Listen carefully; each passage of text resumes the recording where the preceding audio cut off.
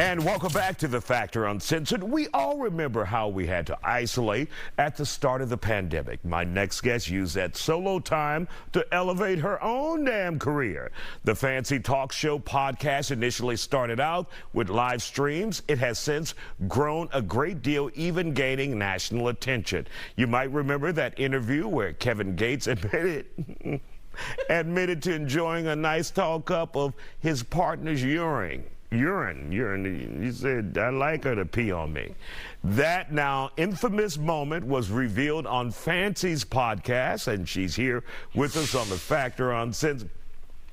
When you heard that, you're like, wait.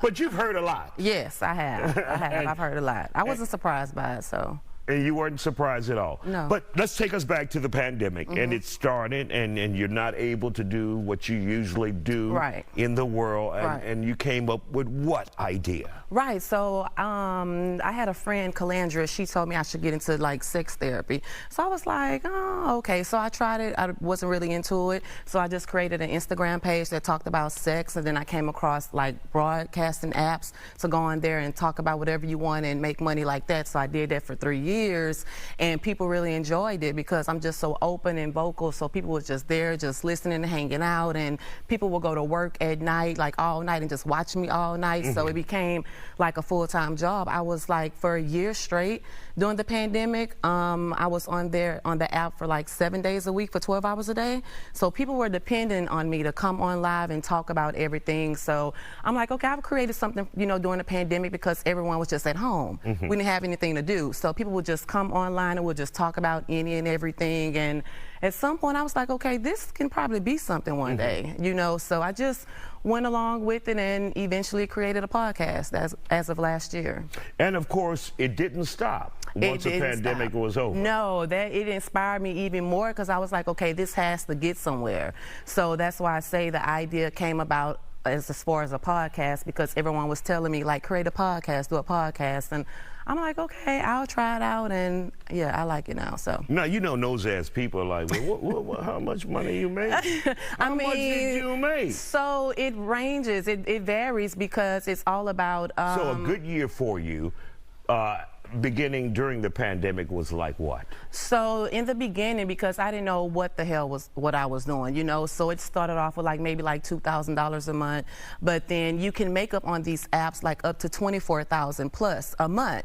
So I would make like around $6,000 to $8,000 a month, just going on live on my phone, just talking from my living room. That's a nice chunk. Yeah, so I created like an accessory business, so I would make like little commercial breaks in between, and you know, tell them go buy this, do this. And you know, so I would make money on the app, and then also with like just jewelry and stuff. So yeah, it really helped me out a lot. And through the pandemic, you've also transitioned into entertainment, that being movies. So tell us a little bit about that. Yes, so my most successful episode was, of course, with Kevin Gates. So that kind of, you know, made headlines everywhere.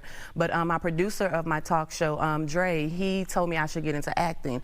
And I was like, well, that's not really my lane. And he was like, no, it's going to help with like your exposure and everything. So I got into acting, and we're 6 months later. I've done 6 movies. I'm leaving to go to Detroit in a week and a half to go film my 6th movie. So yeah, it's worked out for me. Like, and really, what is that like, seeing yourself on the big screen? You know what? I had my first movie premiere like 3 weeks ago, Dirty 30 by Denise Monet.